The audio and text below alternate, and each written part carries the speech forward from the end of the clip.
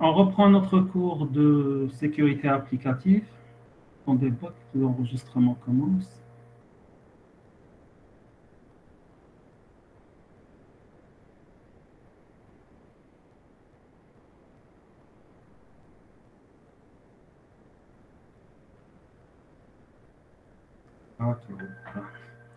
Alors, on reprend notre cours de sécurité applicative. Donc, on arrive à la phase 2 de notre processus Forensics. Donc, si vous vous rappelez bien, la dernière fois, nous avions vu la phase 1, dont je me rappelle pas. Bon, normalement, c'est arrêté là. Alors, la phase 2 qui est la collecte de preuves. Donc, si vous vous rappelez, la première fois, dans la phase 1, nous avions vu le principe d'utiliser ses yeux avant d'utiliser ses mains, de prendre des notes de tout ce qui existe. Nous avons vu que beaucoup d'éléments pouvaient cacher d'autres fonctionnalités qu'on ne connaît pas.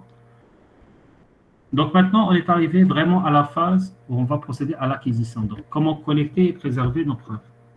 Donc, c'est à ce moment-là que l'enquêteur en lui-même doit décider de quel mode d'acquisition il doit utiliser. Est-ce que c'est un mode live ou bien est-ce que c'est un mode dead? Donc, est-ce que c'est une acquisition statique, donc machine éteinte où il va copier tout ce qu'il y a sur la machine, ou bien est-ce qu'il garde le mode live, donc machine qui est en route, essayer de récupérer ce qu'il y a dans la mémoire, etc. Et ce sera à lui de décider comment emballer les preuves, donc comment protéger les preuves, et quelles sont les images du matériel collecté. Aussi, l'enquêteur devra documenter avec précision toutes les activités entreprises. Il faut savoir que dans certains pays, la traçabilité de la preuve est une information très importante. Malheureusement, en Algérie, les choses ne se font pas forcément comme ça. Donc, en Algérie, ce qui se passe dans certaines, disons, dans certaines juridictions, c'est que la personne qui fait du forensics ou autre, elle est dans son bureau, il y a les gens du terrain qui j'ai boulot un PC, hack, tu cherches telle information, bien tu fais ceci, tu fais cela. Et souvent, il arrive que les gens qui vont faire ça, c'est des gens qui vont tout simplement éteindre un PC qui est allumé, débrancher quelque chose qu'il ne fallait pas débrancher, ramener la moitié d'une preuve.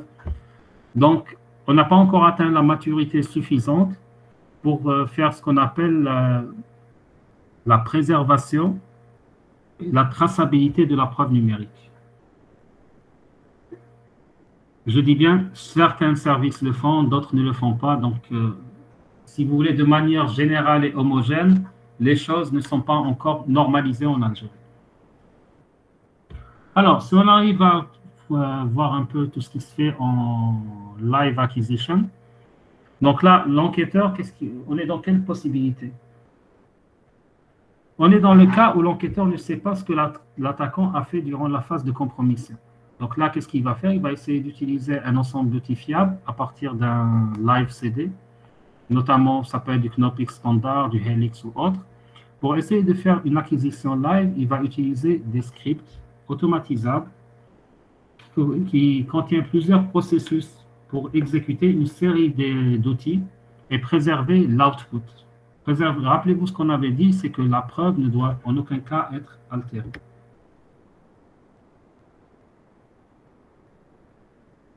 Maintenant, il faut savoir que bien que généralement, on pense toujours qu'on est dans un contexte d'un serveur en cours d'exécution, il y en a toujours besoin de faire l'acquisition de l'état d'un processus actif. Et là, on va penser beaucoup plus aux deux situations suivantes. Soit on veut acquérir des logs, soit on veut acquérir un équipement actif dans l'état dans lequel il est. Par exemple, si je suis face à un smartphone ou à une tablette, donc je veux acquérir l'état actuel, donc faire une capture réelle. Et là, on parlera beaucoup plus de ce qu'on appelle un snapshot forensics. Donc là, on va essayer de capturer une image instantanée et ponctuelle de l'ensemble des processus qui tournent sur la machine actuelle. C'est pour cela, quand on parle de live acquisition, il faut savoir que l'emballage normalisé est très important pour protéger les périphériques sans fil d'un accès réseau en cours de transport. Pourquoi est-ce qu'on vous parle de ça? parce que il a été démontré de manière très claire dans certaines enquêtes qui se sont passées ailleurs que certains équipements, pendant leur transfert, ont été supprimés. Ça veut dire quoi supprimer? Ça veut dire pendant le transfert, quelqu'un a suivi les enquêteurs avec un véhicule, il a envoyé un signal vers l'équipement parce que, bon, il voulait faire une analyse live, donc ils ont pris l'équipement allumé, ils ont pu le déplacer avec un signal Bluetooth, bien carrément un signal wireless. Quelqu'un a commandé à distance l'équipement pour pouvoir supprimer ces données ou autres. C'est pour cela qu'il faut savoir qu'il y a ce qu'on appelle des conteneurs qui empêchent la propagation des signaux électromagnétiques. Par exemple, vous avez ces petits sacs en papier pour tout ce qui est smartphone. Ce qu'on appelle les Parabens Wireless Stronghold Bag, ou bien pour tout ce qui est PC ou équipement plus grand, vous avez ce type de conteneur qui vous permet tout simplement de transporter des équipements en permettant leur protection contre tout ce qui est signal électromagnétique.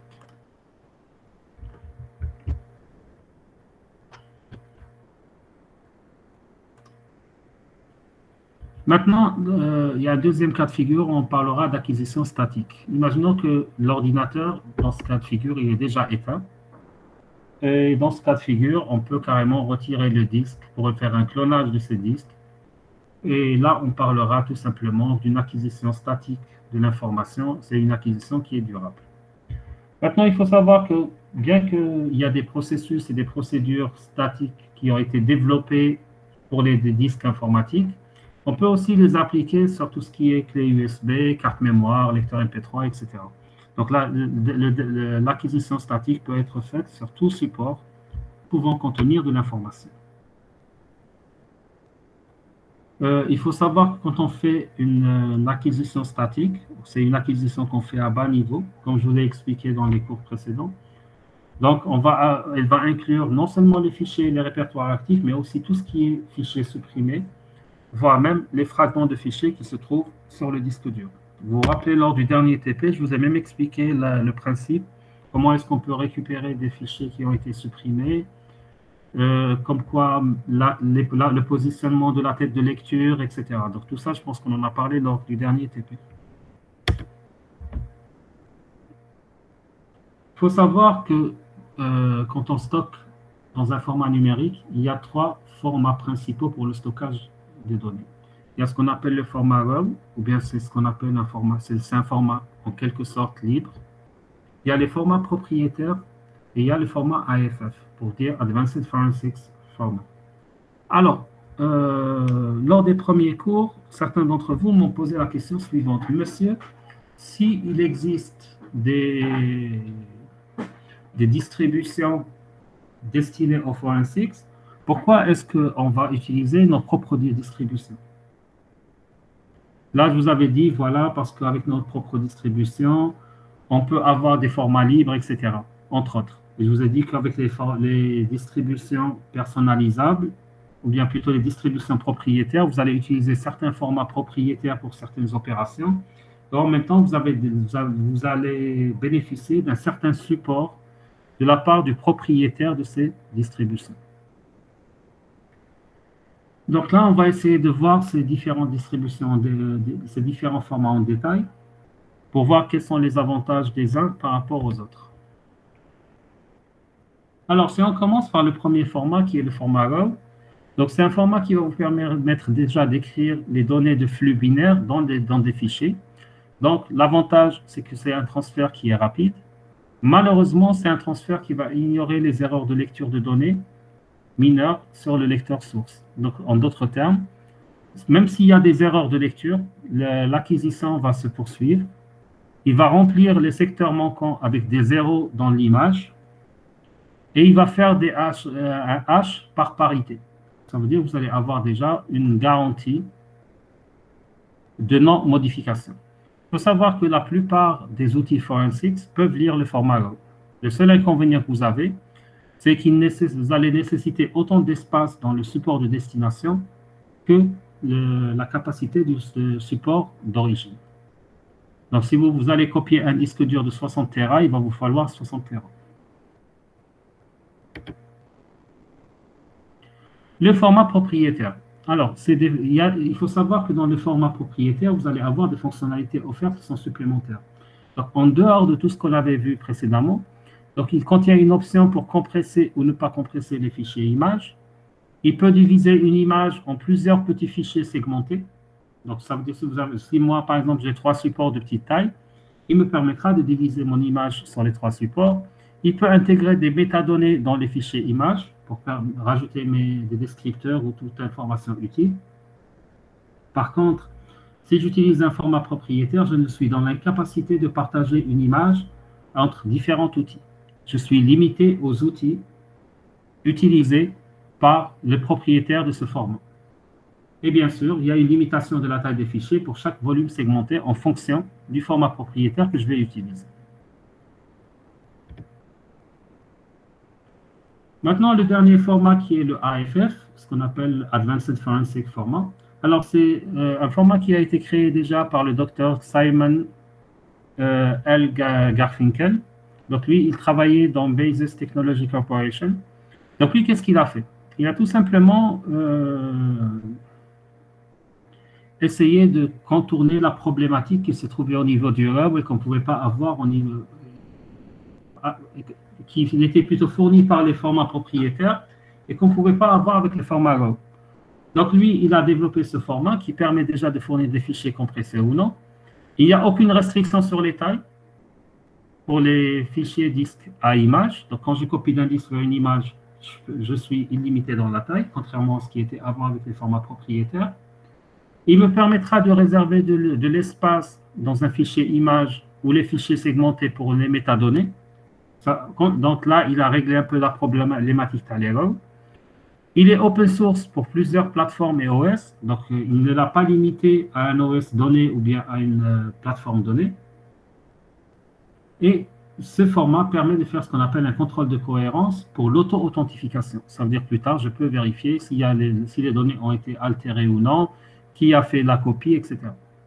Il faut savoir que les extensions de fichiers vont utiliser le point AFD pour les fichiers images segmentées et le point AFM pour tout ce qui est métadonnées de ces fichiers. Donc, en d'autres termes, chaque fois que vous faites une copie, vous allez avoir 2 fichiers comme résultat.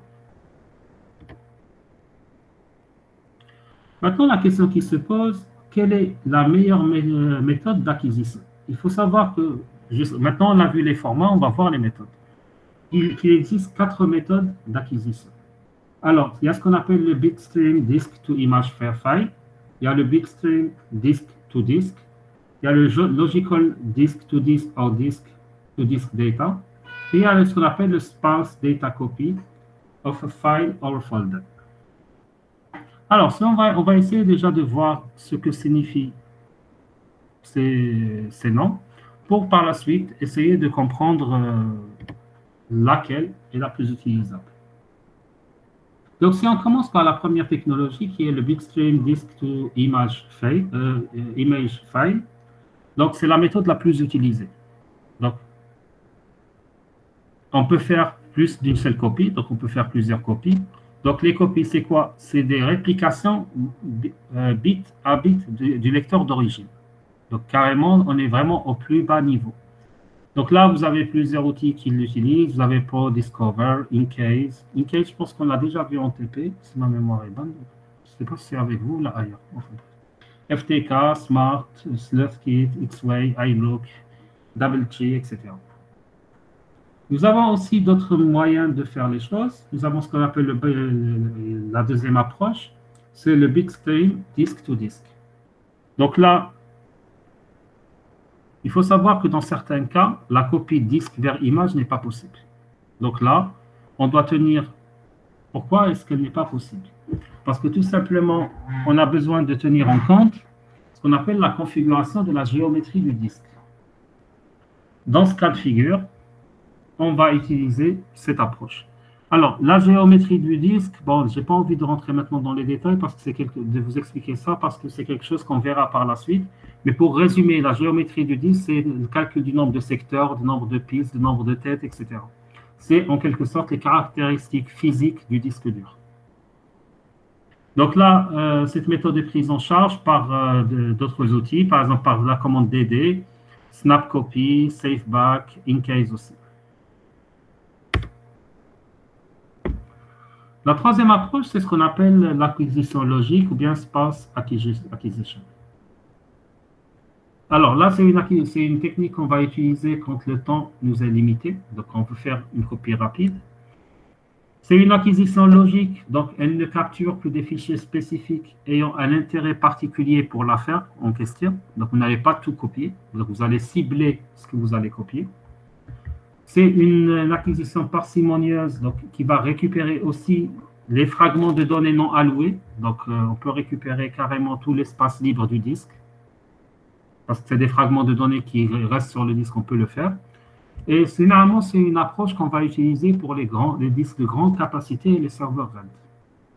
Alors, qui d'entre vous peut me dire pourquoi les serveurs RAID, on va utiliser cette approche et pas l'une des approches précédentes?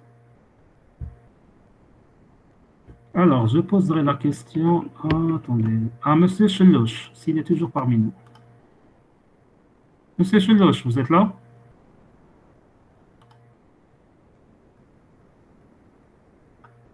Oui, il est là.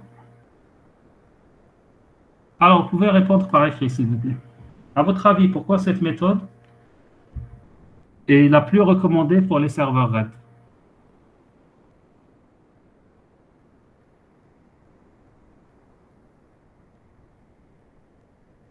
Si quelqu'un d'autre peut intervenir pour l'aider, toute aide est la bienvenue. Alors, détaillez un peu plus le problème du stockage.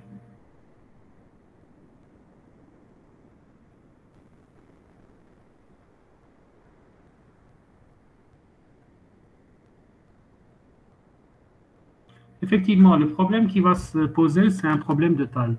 Quand on parle de serveurs RAID, c'est des serveurs qui sont d'une très grande capacité. Donc, vous avez, un enquêteur qui va faire une copie, ça veut dire quoi? Imaginez, j'ai un serveur RAID, il est fait 500 Tera. 500 Tera pour faire la copie, déjà, nous avons un problème de temps. Nous avons un problème d'espace. Et nous avons un problème de moyens techniques. Analyser 500 Tera, ça prendra énormément de temps. Déjà, le temps que prendra la copie, si je fais une copie bit to bit, déjà, peut-être que l'enquête sera perdue. On ne pourra même plus faire l'enquête par la suite, tout simplement pourquoi le temps de finir cette copie, les informations ne seront plus pertinentes. Donc, dans ce cas de figure, on est obligé de cibler des données bien définies. On est obligé de le faire vite pour pouvoir faire avancer notre cas. Alors, selon vous, laquelle des méthodes est la meilleure à utiliser? Oui, vous pouvez fragmenter l'image, mais combien de temps ça va vous prendre? C'est ça la question qui se pose. Monsieur, la méthode logique sparse, c'est la même? Non, ce n'est pas la même, mais elles ont pratiquement les mêmes avantages. Donc, c'est pour ça elles se ressemblent énormément. C'est pour ça qu'on les a regroupées. Et c'est quoi la différence entre eux? Enfin, la différence la plus frappante. Il n'y en a pas vraiment de plus frappante. Si vous voulez, elles sont issues comment dirais-je, de deux origines différentes. Mais sinon, à 99%, c'est exactement la même chose. D'accord, donc toutes les deux, elles font l'acquisition même des données non allouées. Oui. D'accord. Alors, maintenant, si on veut répondre à la question de quelle est la meilleure méthode, alors, il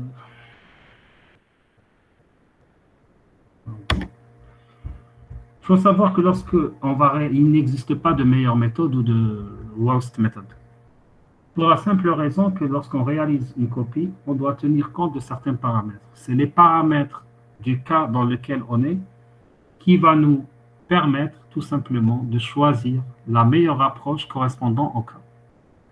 Si je prends par exemple parmi les paramètres, est-ce que la taille du disque, quelle est la taille de mon disque? Est-ce que la compression peut être utile? Est-ce que je vais utiliser des signatures numériques pour la vérification?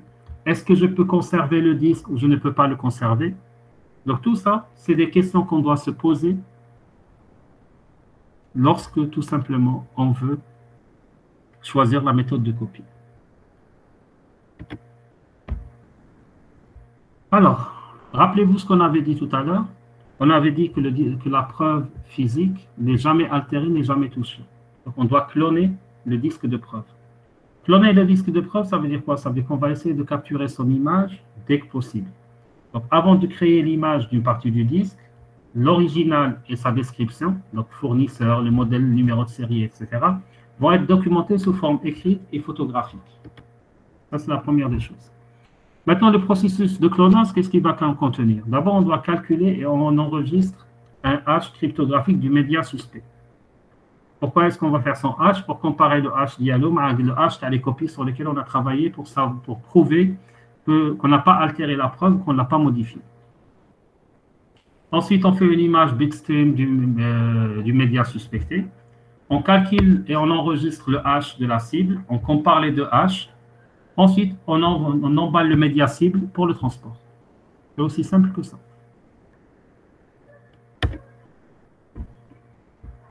Maintenant, comment est-ce qu'on authentifie des preuves? Il faut savoir que l'une des principales préoccupations d'un enquêteur, à tout moment, c'est de pouvoir démontrer que toute la collection de preuves qu'il a eue, eh bien qu'il est en train de préparer, est vraie, et que c'est une copie exacte de l'original.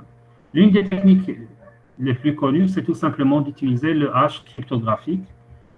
Donc, c'est pour ça qu'on vous dit qu'à chaque fois, il faut calculer le hash de la source, de la destination, les comparer. Et généralement, même les deux hashes doivent être signés et horodatés. Pourquoi est-ce qu'ils sont horodatés? C'est pour prouver que le hash de la copie originale, on ne l'a pas fait, par exemple, 3 heures après avoir acquis la preuve. Parce que je vous donne un exemple. Bon, sachez une chose, ce qu'on est en train de dire ici ne s'applique pas forcément en Algérie. Par contre, dans d'autres pays, je vous donne un exemple. Il y a la Cour suprême aux États-Unis, il y a, si ma mémoire est bonne, 3 ans de cela, elle a invalidé une preuve numérique pour la simple raison que le hash du disque original datait de, si ma mémoire est bonne, de 5 heures après que la preuve a été transportée vers le laboratoire de la police. Alors, la preuve, le laboratoire, pour X raisons, on ne connaît pas les raisons.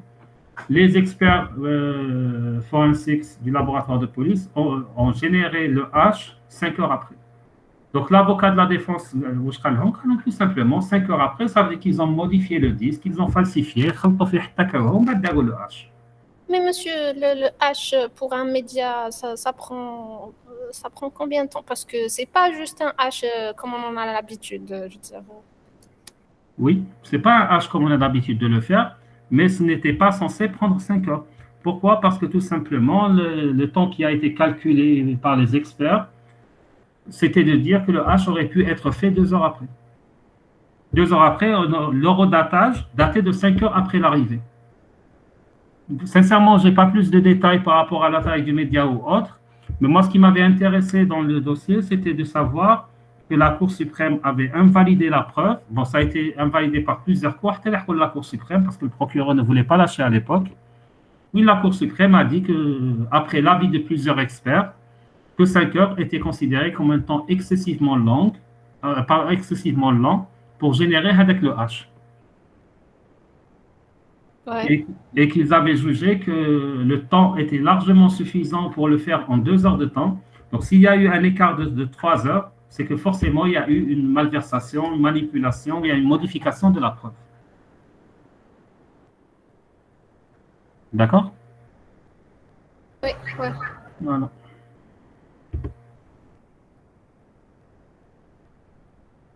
Alors, quand on parlait tout à l'heure d'emballage de protection, il faut savoir que généralement, on utilise un emballage spécialisé qui facilite non seulement la documentation, le rangement, mais aussi la protection de la preuve.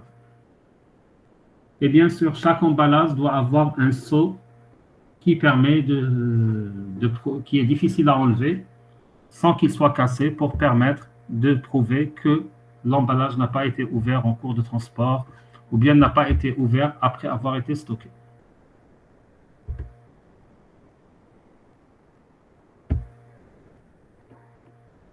Alors, une fois le stockage est fait, plutôt le transfert, l'acquisition de la preuve est faite, il s'agit de passer vers l'analyse.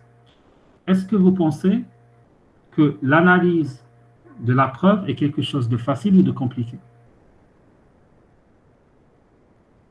Compliqué. Pourquoi?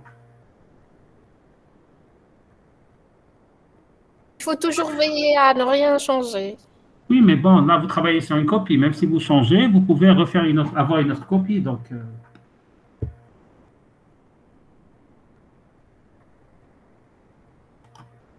alors, le problème Ça se trouve... dépend du cas. Alors, le problème se trouve ailleurs. Il faut savoir que la gestion de la donnée est un challenge. Pourquoi? Vous savez tous qu'un octet, c'est un caractère. On est d'accord? Un kilo-octet, c'est 1000 caractères. Donc, si vous voyez là, j'ai un kilo-octet qui sera de la page. Si je vais plus loin, un mégaoctet, c'est 1 million de caractères. Ça veut dire c'est 500 feuilles de papier. Donc, en d'autres termes, c'est une RAM. Si je vais plus loin, 1 gigaoctet, c'est 1 milliard de caractères. C'est une pile de papier de 50 mètres de hauteur. Donc, en d'autres termes, c'est la moitié de la hauteur de Big Ben.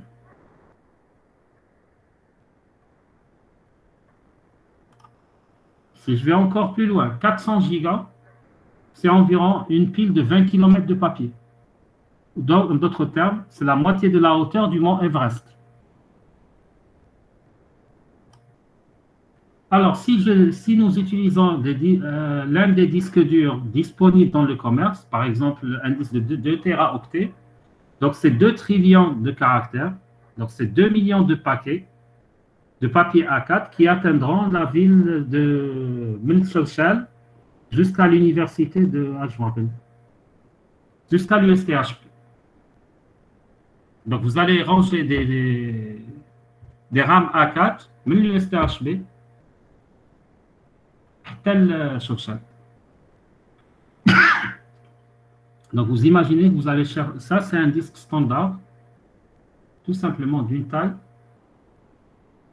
de 2 téraoctets, ni plus ni moins. Donc le challenge, il est où? Il est dans le nombre de données qui sont générées. On ne sait pas quoi chercher, on ne sait pas où le chercher. Il faut savoir qu'une personne peut lire environ, en moyenne, 220 mots par minute, soit environ 1 kilooctet de données, pas plus. Ça, c'est la moyenne des êtres humains. Par conséquent, si vous voulez lire 2 téraoctets, donc un être humain, il va vous falloir 3800 ans. L'être humain, lorsqu'il a commencé l'âge de bronze, c'était il y a 3800 ans par le passé. Voilà comment il s'exprimait. Donc là, c'était facile d'analyser ce qu'il y avait comme preuve. Hitachi avait lancé le premier disque dur de 4 téraoctets de classe entreprise en 2012.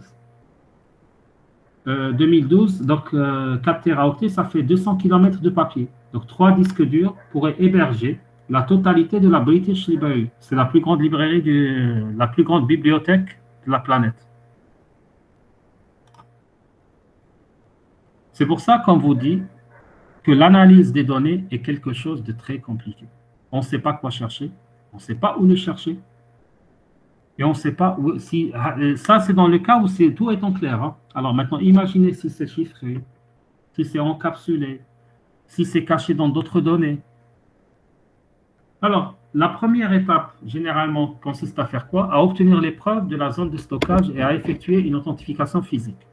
Donc ça, je vérifie que réellement, les données sont authentiques. On fait une copie de la preuve pour analyser. L'original est remis au stockage. La copie, ensuite, on l'authentifie, on recalcule le hash, on le compare à l'enregistrement écrit.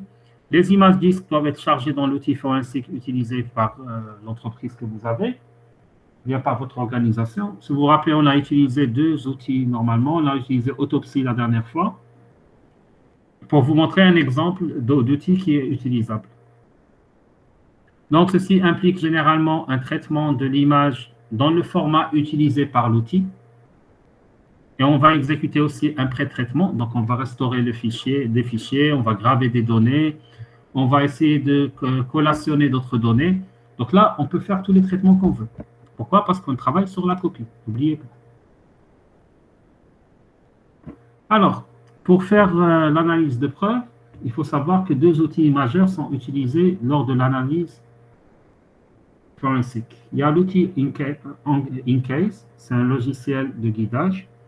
Donc lui, il a une fonctionnalité qui possède son propre menu contextuel, il prend en charge les scripts. Alors un script, c'est quoi? C'est le nom d'un programme informatique qui originalement a été créé par Adobe. Je pense que c'était vers la fin des années 80, qui lui va aller convertir tout simplement un fichier texte vers un fichier PostScript, tout simplement pour pouvoir l'imprimer. Alors, il a été réimplémenté par la suite par plusieurs entreprises, notamment par GNU, par Spark, etc. Pourquoi est-ce qu'on parle de la prise en charge des scripts? Tout simplement parce que ça nous permettra de reformater les textes dans un langage, si vous voulez, connu par tous les périphériques. Donc, en même temps, il y a un autre outil que vous pouvez utiliser, ce qu'on appelle les boîtes à outils forensics. Donc, ce qu'on appelle des données, sont utilisés pour les données d'accès. Donc là, ils vont vous permettre de faire un pré-traitement approfondi de tous les éléments de preuve et ils vous permettent d'organiser les différents éléments en affichage en anglais. Ça veut dire quoi? Il va vous catégoriser les données que vous allez trouver sur la machine cible ou bien sur le disque dur cible. Donc, il faut savoir que les différents outils ont des fonctionnalités similaires, mais vont adopter des approches différentes lors de la tâche d'analyse. Si vous allez vous intéresser au domaine, donc vous allez voir dans la littérature qu'il y a une panoplie d'outils qui n'en finissent pas. Les méthodes diffèrent, pas diffèrent de manière fondamentale, mais ils vont différer. Comment vous expliquer ça? Si je prends par exemple deux outils, vous allez trouver que le résultat va être le même. Les étapes vont être les mêmes, les commandes vont être différentes, l'approche va être différente. Chaque outil propriétaire va avoir l'approche qui lui est propre. Certains sont plus efficaces que d'autres en termes de rapidité dans certaines parties, d'autres sont plus rapides dans d'autres parties du traitement. Et vous allez remarquer que certains outils vont posséder certaines fonctionnalités que d'autres outils n'ont pas. Sans rentrer dans les exemples, vous allez avoir, par exemple, pour certaines opérations, vous allez avoir besoin de 3 outils. Si vous utilisez, par exemple, certains types d'outils, avec d'autres familles d'outils, vous allez utiliser un outil unique qui va vous permettre de tout faire, notamment en matière de chiffrement, de tunneling, de récupération de données, etc. Avec certains concepteurs d'outils, c'est un outil qui fera le tout. Avec d'autres, vous allez avoir une famille d'outils, certes du même concepteur ou bien issus de concepteurs différents, que vous êtes obligé de faire fonctionner ensemble pour arriver au résultat voulu. Alors, la quatrième phase, ça va être le rapport. Donc, il faut savoir qu'il va falloir rédiger un rapport technique de forensics.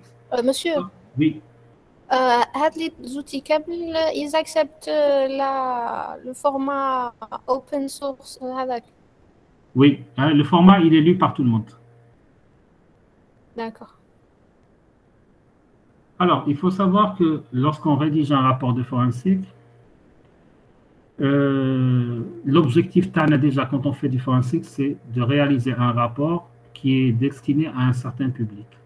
Donc, il faut savoir que même si vous faites une excellente enquête, elle peut perdre toute sa valeur, tout son intérêt si le rapport est médiocre. C'est comme l'audit. Vous pouvez faire n'importe quel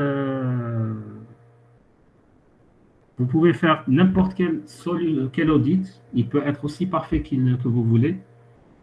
Seulement, vous n'allez pas avoir, si vous voulez, la valeur attendue pour cet audit si vous n'arrivez pas à faire un rapport cohérent et correct. Effectivement, le format standard CE01 est un format qui est plus ou moins propriétaire chez FR. Le format RAW, c'est le format standard de base.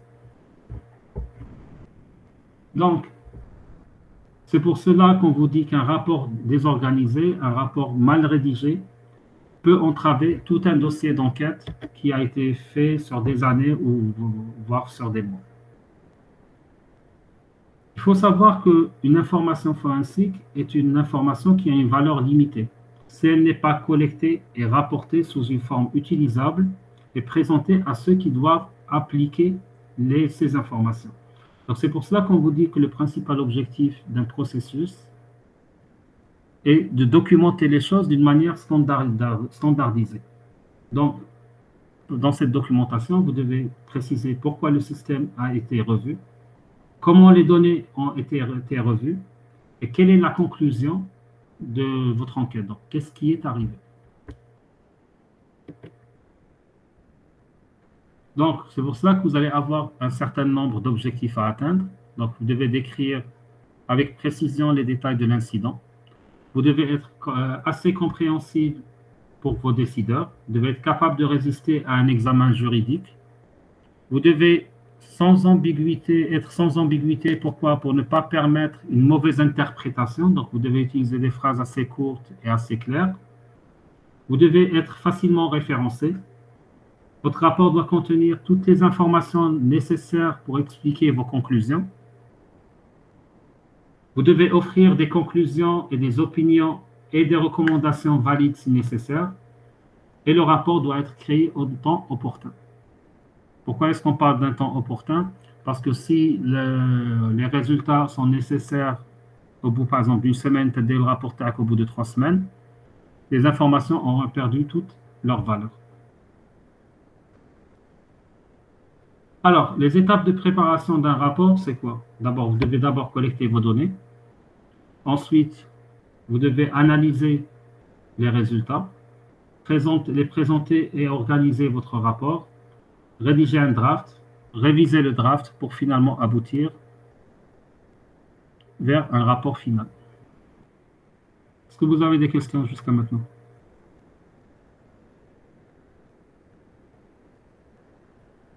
OK. Alors,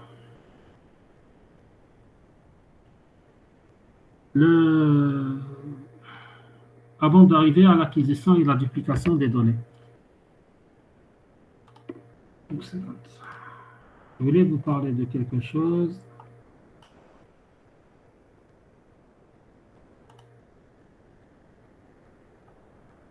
Non, on va parler de ça. Alors, quand on parle d'acquisition et de duplication de données, ça veut dire tout simplement qu'on va récupérer les données à partir de notre disque dur, ou bien de notre support de stockage.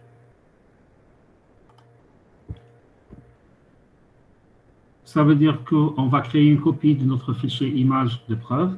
On va copier la zone haute protégée du lecteur de disque. Donc, il faut savoir que le lecteur de disque, on va copier la totalité, pas uniquement la partie data. Donc, c'est pour ça qu'il faut utiliser un outil d'acquisition matérielle qui peut accéder au disque dur au niveau du BIOS carrément. Vous devez pouvoir gérer même les lecteurs chiffrés. Ça veut dire quoi? Les fonctionnalités du chiffrement, par exemple, du disque entier qui commence à partir de Windows Vista et Enterprise, vous devez pouvoir les prendre en charge. Parce qu'il existe actuellement des lecteurs auto-chiffrés qui sont intégrés avec la plateforme TPM. Actuellement, pratiquement tous les nouveaux PC contiennent je dis bien pratiquement, contiennent une puce TPM qui permet de faire ce qu'on appelle un chiffrement complet du disque dur. Vous pouvez vérifier au niveau de votre BIOS si la puce TPM est implémentée sur vos machines pour pouvoir protéger vos disques. Alors, il faut savoir que... Monsieur, oui. Qu'est-ce que vous voulez dire prendre en charge? Prendre en charge, oui. Prendre en charge, tout simplement, ça veut dire tout simplement pouvoir copier la totalité des données, même si elles sont chiffrées. Parce que si vous utilisez un outil de chiffrement standard, vous allez remarquer que certaines parties des données chiffrées ne seront pas copiées. Maintenant, il y a des outils qui permettent cette prise en charge, dans le sens où, on arrive même à copier les données, même si elles sont chiffrées dans un format déchiffré. Pourquoi? Parce que si je prends un exemple très simple. La puce TPM, comment est-ce qu'elle fonctionne? il faut savoir que si une machine est protégée par une puce TPM, il y a deux manières de déchiffrer le contenu du disque. Soit j'ai ce qu'on appelle le password recovery de la machine, et là, je peux démonter carrément le disque dur, essayer de le copier, ensuite introduire le password recovery pour récupérer les données. Soit je récupère les données en faisant la copie à partir de la machine, avec tout simplement en récupérant le mot de passe à partir de la puce TPM. Donc, ça va être un flux qui va être déchiffré à temps réel. Et là, il y a des équipements qui permettent de faire ce qu'on appelle le déchiffrement de flux à temps réel. Donc, chiffrement avec la puce TPM, c'est juste un mot de passe et ils utilisent un... Non, alors le mot de passe, alors il faut savoir que pour la puce TPM, le mot de passe est utilisé tout simplement pour générer une clé de chiffrement. Maintenant, le mot de passe de restauration, c'est un mot de passe qui est composé de, si ma mémoire est bonne, de 256 caractères.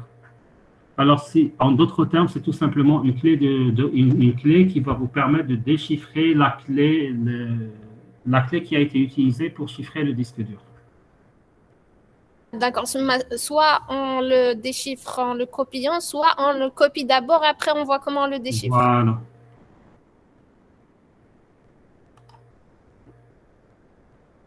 Alors, il faut savoir que pour les plateformes Windows, il y a des outils d'acquisition spécifiques. Donc, leurs avantages, c'est qu'ils vont vous faciliter l'acquisition de la preuve à partir d'un lecteur suspect, surtout lorsqu'il est utilisé avec des appareils qui sont remplaçables à chose, ce qu'on appelle les hot plugs. L'inconvénient, c'est qu'on doit protéger les données acquises avec un périphérique matériel de blocage d'écriture et que les outils ne peuvent pas acquérir les données à partir de la zone protégée du disque. Bon, ça, c'est l'inconvénient que vous avez avec les outils d'acquisition sous Windows. Donc, dans la pratique, un bloqueur d'écriture, c'est quoi? Alors, c'est l'équipement que vous voyez à ce niveau-là. Ah, pardon. Donc, la recommandation qu'on vous donne, c'est de ne jamais mettre un PC sous tension sans disposer d'un logiciel ou d'un périphérique qui va bloquer l'écriture à ce PC. Il faut savoir que, comme je vous l'avais dit précédemment, les bloqueurs d'écriture vont empêcher tout simplement toute écriture sur le lecteur, comme cela va se produire à chaque mise sous tension d'un système. Je ne sais pas si vous vous rappelez la dernière séance de TP, on avait vu en détail comment fonctionne un disque dur, comment se fait l'écriture sur le disque dur, quel est le premier périphérique qui démarre, etc.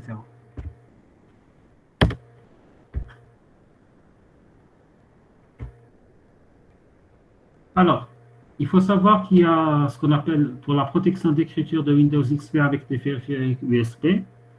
Donc là, il y a des fonctions de protection en écriture logicielle sur tout ce qui est USB, donc ils vont bloquer l'écriture sur les périphériques USB. Dans ce cas-là, le périphérique, si la cible, doit être connecté à un contrôleur IDE, SATA ou bien SCI interne. Donc, il y a des étapes qu'on peut utiliser aussi pour la mise à jour des registres sous Windows XP SP2. Donc là, on va sauvegarder le registre, on va modifier le registre avec les fonctions de protection en écriture. Et on va créer, dans ce cas-là, deux icônes sur le bureau pour automatiser la commutation entre l'activation et la désactivation des écritures sur le périphérique USB. Donc là, si vous voulez, c'est beaucoup plus un blocage d'écriture logiciel lorsqu'on ne dispose pas des équipements nécessaires.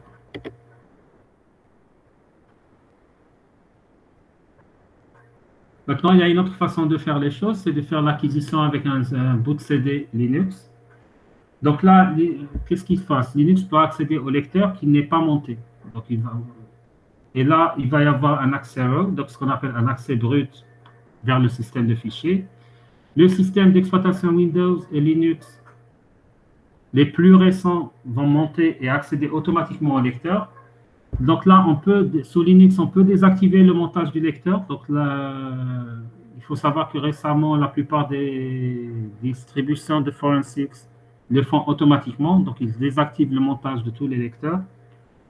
Le Forensics Linux Live CD ne va pas accéder aux médias de manière automatique. Donc là, ça va réduire largement le besoin d'un bloqueur d'écriture. Et pour les distributions que vous pouvez utiliser, il y a des distributions Forensic Linux Live CD. qui contiendront pas mal d'utilitaires que vous pouvez trouver et que vous pouvez utiliser pour faire une écriture, une copie sécurisée. L'avantage si vous utilisez un CD Linux bootable, c'est que vous avez un large choix d'outils. Vous pouvez monter un seul CD ou DVD bootable. Certains sont basés sur du Clos, Nopper ou bien Knoppix. D'autres sur Backtrack, Kali Linux ou autres, ou bien sur Penguin Sleuth. Donc là, vous avez vraiment le choix des outils que vous voulez utiliser. Et monsieur, le CD bootable, ça, il faut quand même utiliser un bloqueur d'écriture. Voilà, oui. Pas forcément. Si vous allez utiliser une, comment on appelle ça? Une distribution Forensics, elle contient les outils qui vont faire le blocage d'écriture de manière logicielle. Certes, ils ne sont pas aussi fiables qu'un bloqueur d'écriture physique, mais ils offrent un certain niveau de fiabilité. Juste pour les USB et tout ça, même le disque dur. Même pour le disque dur, oui. D'accord. Mais je vous dis, ça n'offre pas un très haut niveau de fiabilité, que les choses soient claires. D'accord, ouais. Leur fiabilité est relative. C'est pour ça que je vous dis, quand vous faites du forensics, tout dépend de ce que vous faites. Est-ce que vous êtes dans le cas d'un forensics légal ou non? Dans le cas d'un forensics légal, il est vraiment hautement recommandé d'utiliser un bloqueur d'écriture. Là, ça va vous enlever vraiment tout doute. Dans le cas où vous ne faites pas un forensics légal, vous pouvez vous permettre de booter avec une distribution standard.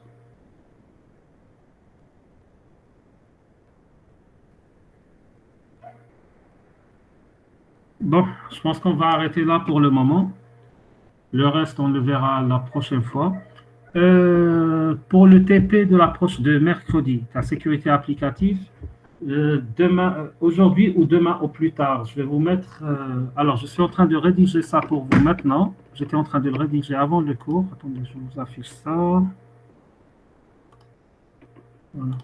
J'étais en train de vous rédiger sur le site un scénario sur lequel on va travailler pour le prochain TP.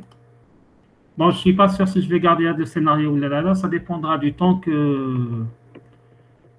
du temps nécessaire pour le réaliser. Sinon, on reviendra vers le scénario que je vous ai donné la dernière fois. Donc, je vais vous mettre un fichier image que vous devez télécharger. Un fichier, bon, je verrai si je garde le scénario avec le fichier map et le fichier image. En tous les cas, vous allez avoir des instructions sur le site que vous allez devoir suivre pour pouvoir assister au TP. Probablement, je vais même vous demander d'installer certains outils. Je vais vous demander d'installer certains outils que vous allez, comment dirais-je, vous allez être amené à déployer sur vos machines. Enfin, je vous donnerai toutes les instructions nécessaires préalablement au TP. Je vous ai dit, au plus tard, ça va se faire pour demain fin de journée. Vous aurez toutes les instructions nécessaires